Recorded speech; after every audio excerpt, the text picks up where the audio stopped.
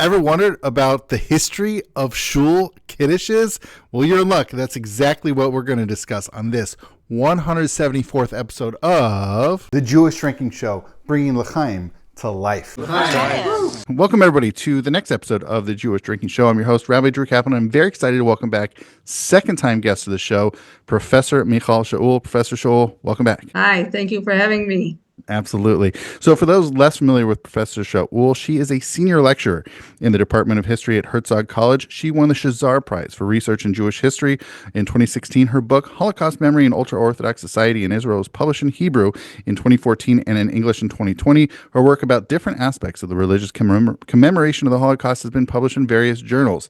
And during 2016 through 18, she was a scholar in residence at the Melbourne Holocaust Center.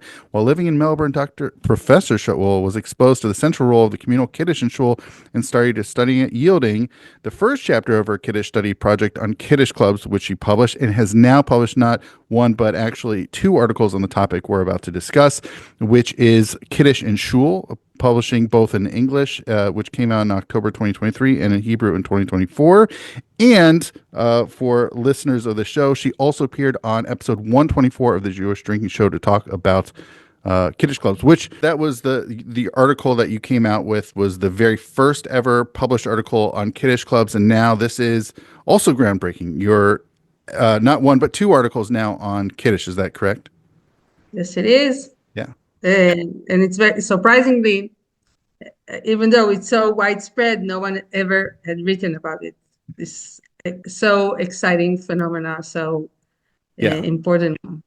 Okay, so I do want to touch on that. Although, first of all, just maybe for listeners who might not actually be familiar, which is also possible, with what we're talking about. So just to lay the groundwork for these listeners, Kiddush, which literally just means sanctification, but we're really talking about Saturday Kiddush, post services.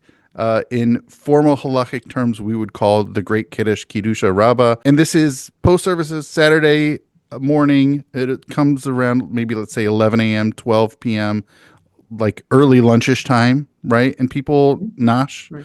They do some eating. They do, of course, while we're talking about here, drinking. How else would you broadly describe this, especially for people perhaps less familiar with this practice? The Kiddush is a fascinating, I would say, social ritual that happens in synagogues, as you said, after Shabbos morning prayers. While traditionally it was just a blessing over wine, today it's evolved into a community gathering where people enjoy light refreshment together, and think of it as the synagogue's version of a social hour. People stand around, chat, and share food and drinks. What makes Kiddush really interesting is how it bridges the formal prayer service with casual socializing. In many synagogues, especially in America, it became a weekly tradition that brings the whole community together. So there are men and women, children, regulars and visitors, and it's a time when the strict rules of the prayer service relaxed a bit and people can connect in more informal way. I found that the Kiddush serves multiple purposes. It gives people a chance to refresh themselves after a long prayer service, and it helps build community bonds and let families celebrate special occasions with their congregation. So it's really become an essential part of modern synagogue life, especially in places where the synagogue is the center of Jewish community.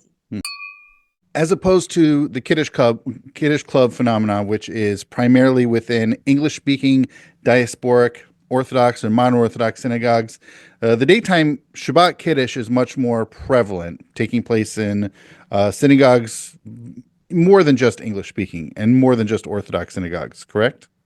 Yes, it's correct. Yes, absolutely. So the Kiddush is spread widely first in Eastern Europe, particularly through Hasidic movement who emphasized communal gathering.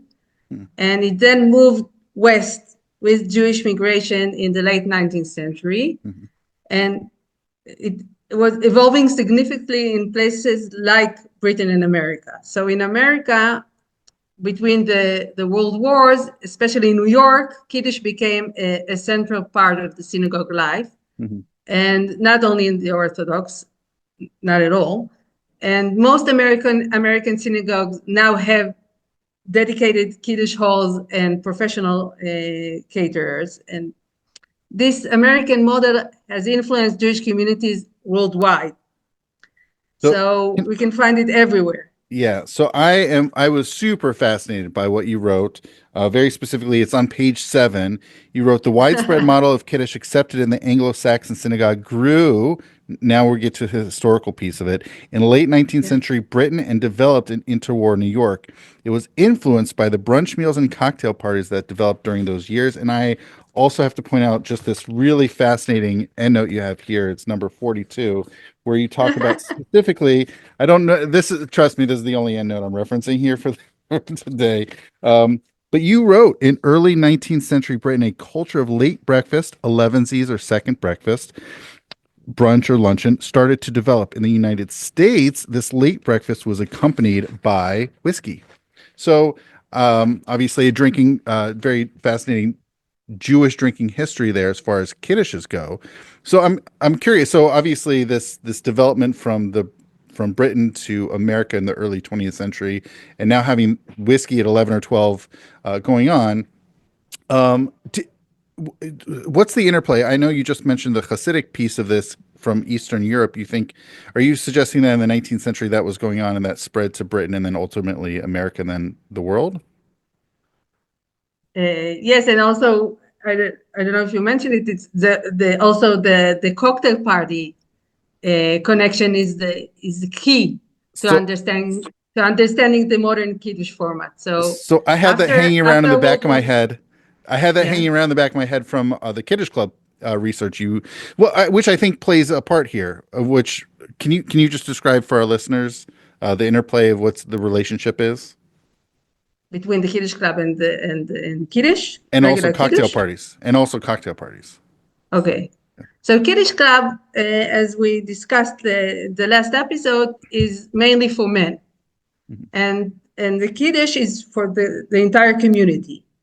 And if we want to talk about the cocktail party, it's really a key to understanding the modern Kiddush format. So after the First World War, the cocktail party became popular in America, and it was a way for people to socialize and network in big cities.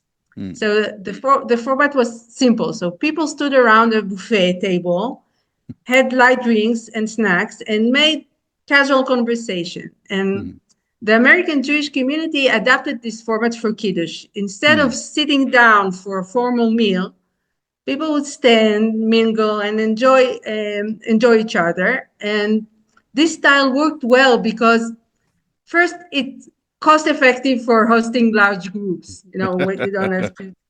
Yeah. And also it allows for easy mingling and conversation. It's shorter and more casual than a seated meal. And buffet style means less setup and cleanup. So like cocktail parties, Kiddush serves as a social bridge. It helps people make connections and feel part of a community. And just as cocktail parties used food and drinks to facilitate socializing, Kiddush uses traditional Jewish foods and wine to bring people together. So this format has become so successful that it's now common even in places far from America, where communities often add their own local touches to it. I was fascinated by this description on page 12, and I really hadn't thought about it this way. You wrote, Kiddush is the happy hour of the synagogue, which I never really considered. Limitations are greatly removed, the senses awaken, everyone is wanted, and smiles are wide. Although there is no crass sexual extroversion at Kiddush, one can see mingling between men and women, and violations of sexual and gender norms that otherwise hold sway at synagogue. Also, later in the paragraph, you say, generally there is no crudeness nor violence, which I never even considered and is yet incredibly true. But a notion of the happy hour and sort of taking on the model of a cocktail hour, cocktail gathering, cocktail party was so fascinating to me, and I can't think about it any other way now. But it's so true. Like people are largely standing. People can find tables and chairs, but it is a little bit more socially free flowing. That's true. Hello, dear listeners. It's your host, Rabbi Drew. I wanted to break in right now and just say, hey, thank you so much for listening. I really appreciate, or watching, however you're consuming this content. And I'm always open for new ideas, both for specifically the Jewish Drinking Show, whether it's topics, whether it's guests. I'm also looking for other resources that I can provide you with in the Jewish Drinking Project more broadly. Also, I'd really like to offer you the opportunity to sponsor this work. Whether if you want to go to patreon.com/Jewish Drinking, I would greatly appreciate it. And if you have ideas for swag, also, please feel free to send them to me at drew@jewishdrinking.com. All right, thank you so much, L'chaim, and now back into the episode. I do want to point out something, like obviously with a cocktail party or happy hour, drinks are involved, but there's also the notion of sort of more like finger foods rather than like fork and knife, and really having a proper meal. So that's also another connection. And I do have to point out for the drinking piece of this is that, it's funny because like when I think of Kiddushes and specifically drinking, I don't think of beer and I don't think of cocktails. There might be some wine, but almost always it's whiskey, maybe other spirits, but primarily it's going to be whiskey.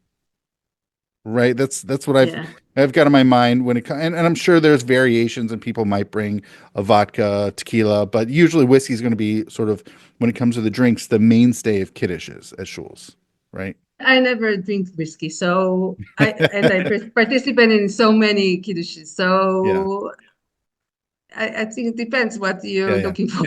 Well, so I will connect the whiskey thing. I mean, I am fascinated by endnote 42 in your article, talking about sort of, it's important about sort of the American version having whiskey.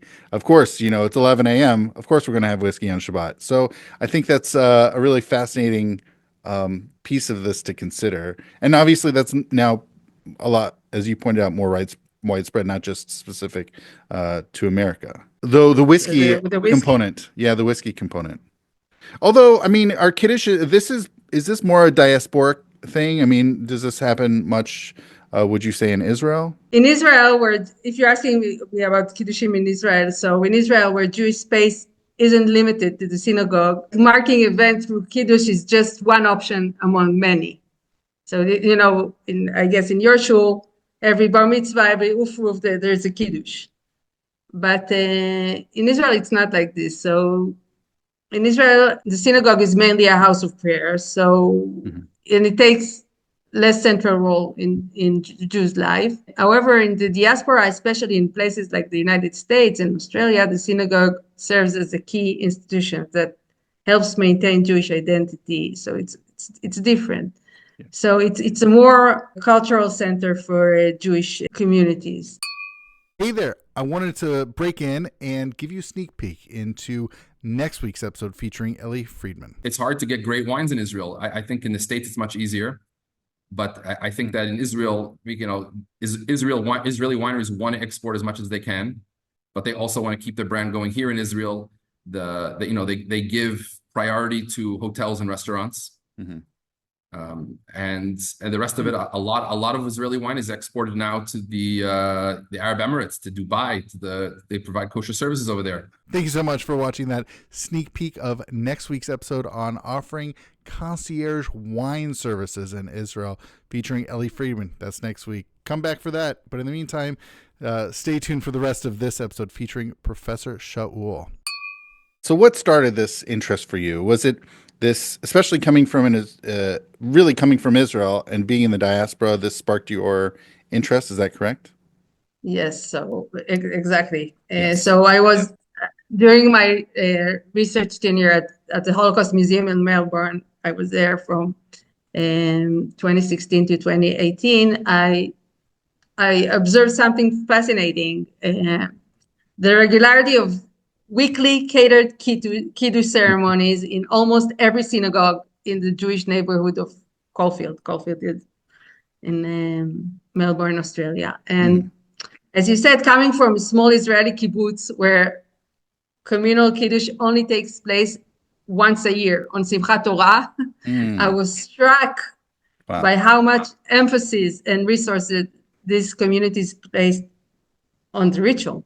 Mm-hmm. So when I began looking into the academic literature, I was surprised to discover that almost nothing had been written about this ritual, despite it being one of the central Jewish experiences of the week for so many Jews. So this gap in the research, combined with my position as both a native and an outsider to synagogue life, motivated me to undertake this study, and actually it became a fascinating journey. And it took me you're right. I'm so happy that you read my article so closely. It took me years. I did a big questionnaire, and but I loved it. It's fascinating and so different. The things that I used to work with, I come from Holocaust research. Yeah. Well, it makes me think about when you mentioned different types of research. Obviously, a Holocaust is really well documented versus Shul Kiddushes. I guess you could kind of like go through a Shul's newsletter or brochures to see who sponsored Kiddush this week or that. But I am kind of curious. We did talk at the very top of the show about this being really the first of its kind. You did say, this is on page 2. You said American scholars have seen the synagogue as a broad medium for sociological examination and analyze its surroundings precisely. Surprisingly, however, they too have not paid attention to the centrality of Kiddush. Attention to the Kiddush ceremonies held in a community can teach us about the community's values and leaders, and more. And what's fascinating for me is, I did check out some of your endnotes as previously mentioned, but I'm kind of curious, like, how does one go about researching Kiddush is, and I think this is something you mentioned in your article about the ephemerality of Kiddush. Like, it's not something I think on a day-to-day or a week-to-week basis that someone's really going to document. And I think there is, and I think you do point this out, that there's an assumption like, of course we're having Kiddush, of course it's going on, of course there's food, of course there's drink. Like, what is there even to talk about? I think this is just, like, for me, until I read this and or your Kiddush Club article, I just figure this has been going on forever, but really this is something of an early 20th, maybe late 19th century origins. At least it's in its current iteration, which for me is so fascinating to think about, even just the history of this pretty well known and very public, as opposed to Kiddush clubs, very public happening. And I really like your framing of it as like, this is almost the central Jewish experience for a lot of people throughout the entire week. And yet nobody until you has really written on it. Thank you. It was fascinating. And I look at this as a mirror to the community. You can learn so much about the community from observing Kiddushim. So as I told you, while I was in Melbourne, I would go every Shabbos, went to different shul, and it was fascinating, though it was not easy as a scholar, as a researcher, because I couldn't document it. It's Shabbos time. Right. I'm a Shomer Shabbat, and also the community is Shabbat. So I couldn't take pictures. I couldn't take notes. And how can you describe a phenomenon? How can you search for something and you can't document it? It was limiting.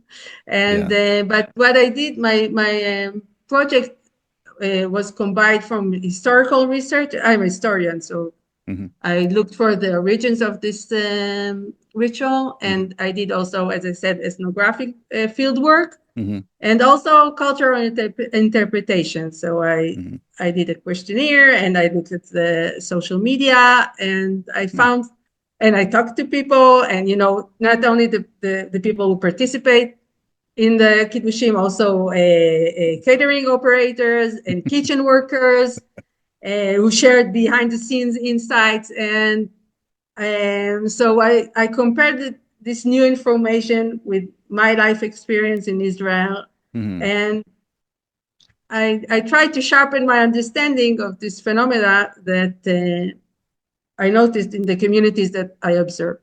Yeah. It's funny. Of course, I must say, I couldn't analyze all synagogues and all Kiddushim or even a small amount. This was one of the main limitations. Also, since this was an initial discussion of the topic, I didn't know where to begin, and I know it's only the beginning. You did have a really interesting thing here on page 10. Kiddush is the prime time for the synagogue clowns, the energetic and loud characters found in almost every synagogue. In some places, it is even commonplace to find, you wrote, gluttons called Kiddush hoppers who forage among several synagogues tasting Kiddush at each. And then another character are the JFKs, which I've heard about, the Just for Kiddushes, in which you write, people have no interest in prayers but enjoy the social interaction that Kiddush enables, are called JFKs, Just for Kiddush. This is an interesting gender difference where you write, while women who do this are exceedingly forgiven for doing so, men who do so are looked down upon by the men who attend synagogue to pray and invest their money in its maintenance. So which is so true. I definitely, like, I know as a man, if I show up late to services, like I feel really bad if I show up just for Musaf, like, oh my gosh, I'm already so late. But if women do that, they totally get away with it. It's totally fine. But even for Kiddush, all the more so. It's funny because even the notion of Kiddush hopping, you have to be in a place where there's a geographical proximity to make it happen. I know I do it. If there's a special Kiddush going on nearby, I'll definitely go with friends and we'll definitely hit that Kiddush up for sure. But I did have to mention, I really did like these two specifications of people. These don't exist anywhere else, and I don't know, like this is really specific to Kiddush. This does not exist, as far as I know, in other parts of Jewish life, right? Yeah, those people, those men who go to Ashkama Minyan and they have their own Kiddush, and then they come back for the late Kiddush, and they go for the Bar Mitzvah to another Kiddush. So those are the real. They have to have a lot of stamina. And I do know people, this has happened. And not only that, they'll go to the Hashkama Kiddush, and then they'll go to the regular Kiddush club, and then they'll go to the regular Kiddush, and then you're right, then they can go across, somewhere else for another Kiddush. Yeah. You really just make a whole day of it. Well, then sleep the whole afternoon. Yeah, but I think it's fascinating because despite unifying purpose of the Kiddush, Kiddush also can create social tensions. So, because it can actually highlight social tensions that are there. For instance, as you said, the JFKs, the Just for Kiddush people who arrive late, mainly for the social aspect. So in modern Orthodox synagogue, for example, men who regularly attend and financially support the synagogue sometimes look down on these free riders. So also, what's interesting is that even the JFKs themselves often feel a need to apologize to God or at least to the rabbi that they're drawn more to the social encounter than the prayer service. And also there are economic tensions. The rising standards and the hidden competition among Kiddushim puts hosts under a significant financial and psychological pressure, and this is especially challenging since Kiddush expenses often come on top of another celebration costs for events. So you conduct a Kiddush after you had, or before you had, bar mitzvah party or a wedding in a hall, or sometimes you're doing a goodbye party to your community, and you have to move. Everything is so expensive. And then you need to feed your community. That's a lot of pressure.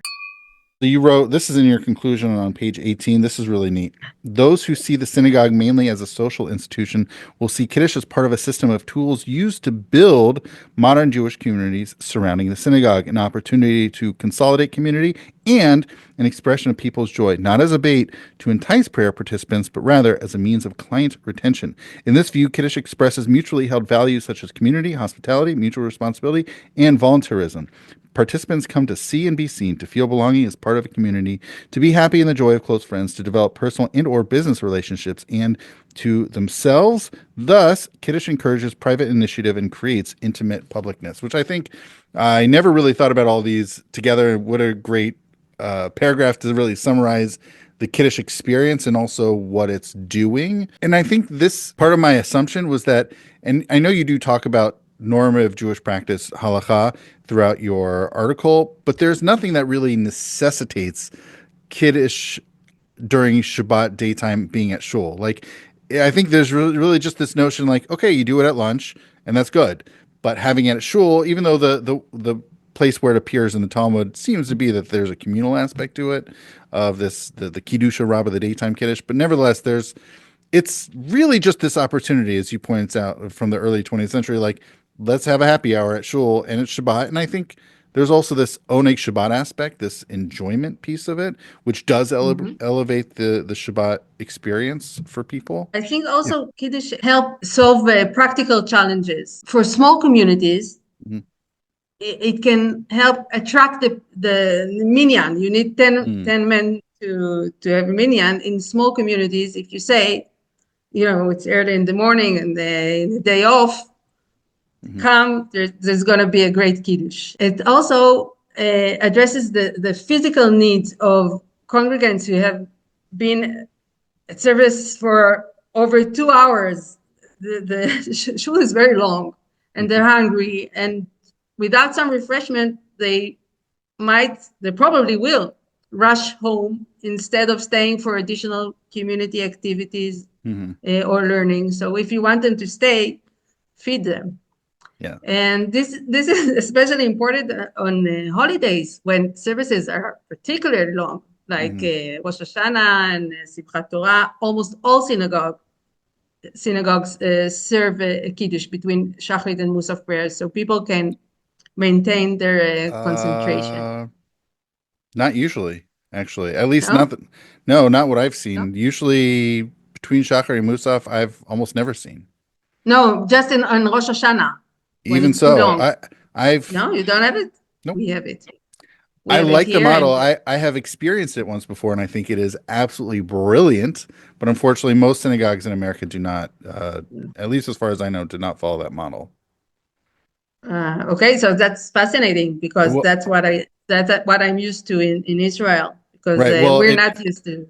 It does bring up a whole other issue, which and I know that we experience it, that then by the time you're done with Rosh Hashanah services, it's already the afternoon, you're already past midday, or you're midday, you past midday, you might as well have been fasting, and then it's its own separate halachic issue. Yeah. But we start early, you start late, right? When do you start? Different places do different things. I know my synagogue does start early, but it's roughly midday or right before. People are really hungry.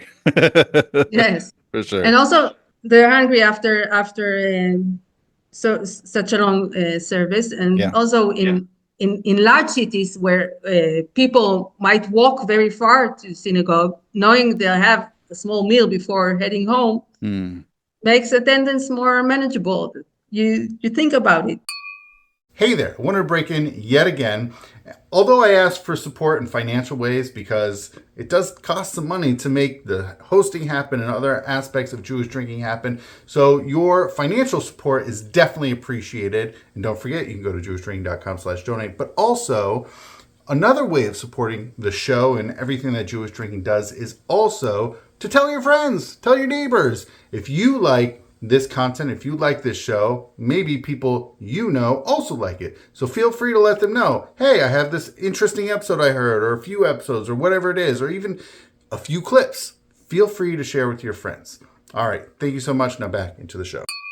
So Professor Shaul, you mentioned this was a really fascination of yours when you were spending the time in Melbourne in 2016 through 18. So I imagine for Israelis who are reading this, have you, especially now that you've published not only the English, but now also even the Hebrew version of this, what types of feedback have you received from Israelis? But I'm also kind of curious if you've received, since you initially published this in 2023, what about diasporians? So what feedback have you received so far? So many people were part of my research. They saw me at Shul. They knew that I was working on it. So they were happy that it finally came out. And I'm sure. And people ask me in Kiddush, what do you see? I often have insights, what I see. I can now have I can see who sits, who stands, who's working, who's cleaning after the Kiddush, and what's going on there in gender speaking, financial speaking, relations, power relations, what's going on there. I can see because I observe so many kiddushim. I need a snapshot, and I see the community. You can learn so much from the kiddush. What types of feedback have you received from anybody, Israelis or otherwise? Yeah, surprised that no one ever wrote about it. So it is very shocking. And they all wanted to read because it's popular, it's nice, and people like to read about themselves. So and learn more about themselves. Yes. That's So speaking of learning more about themselves and reading, so as a fascinating Jewish practice that's been going on for at least the last century or so, I'm sure there might have been some different iterations or so forth, but now that this is really the first and second, both the English and the Hebrew articles are the first forays into research, to publication on this, what pathways forward do you see? Especially, this seems like, a foundational article about this practice. I imagine anybody looking to research and write on this topic will have to reference yours, certainly. So they will. It's an important, foundational piece. What avenues of research do you see going forward, specifically to Shul Kiddush, based off using this as a foundational footing? I'm interested in the Shul as a club. That's what fascinates me. And I see if we talk about the synagogue as a big tent, so we can see also the Kiddush. The communal Kiddush is the big tent, but we talked about the Kiddush club that for men only. But I think I'm going to work on the Hashkama Kiddush. I think that the Hashkama minyan is fascinating. It's like the 5 a.m. club. Do you say it in English? That we have this expression that the people who wakes up early, the early birds, who go to shul early, and then they have their own club. Yeah, they have their own kiddush, and they look down to the people who come late to the regular minyan. I find it fascinating, and also I'm also interested in the role of the kids in shul and their role in the kiddush. They're very active in the kiddush, as they set the tables, they nash, they love it, and so the place of the kids and the shul as the children's club is also fascinates me. Is there anything I didn't ask about that you would like to make sure our listeners hear about Shul Kiddushes? I wanted to talk about the contrast between the sanctuary and the kiddush. I find it fascinating. The contrast between these two spaces is quite dramatic and reveals much about dual nature of synagogue life. So in the sanctuary, everything is formal and permanent, and you have fixed pews and ornate podium covered with parochet and silver ornaments. And the space is governed by strict rules about behavior and dress. And in Orthodox synagogues, there's a clear gender segregation.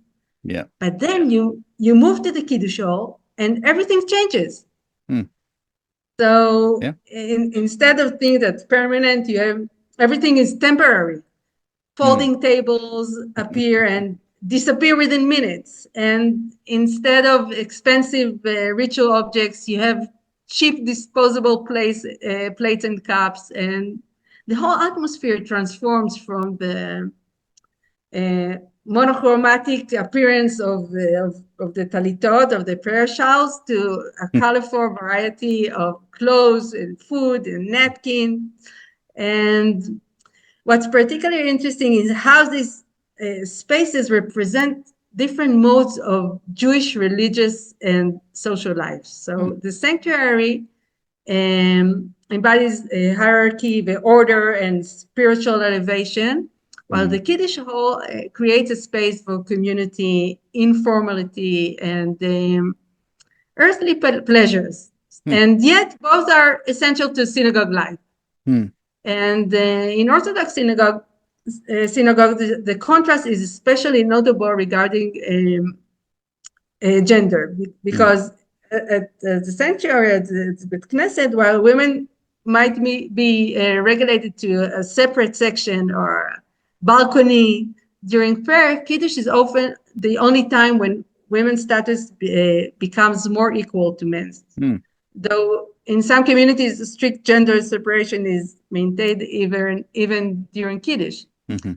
And even the sound space changes dramatically. The sanctuary, ideally meant to be a place of focused prayer, and suddenly transformed into a space of casual conversation and social interactions. And I find it fascinating. I think all in all, this contrast reveals how synagogues must balance their dual role as both sacred spaces and community centers, particularly in the modern era. The Kiddush Hall serves as a kind of a pressure release valve, allowing for social interaction and community building that I don't think it undermines. I think it complements the spiritual focus of the sanctuary of Shul.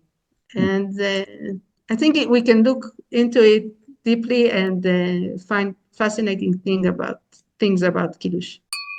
Finally, before we go, Professor Shaul, is there anything you would like to promote? Not specifically, maybe the article. You're very welcome to read it and comment, of course.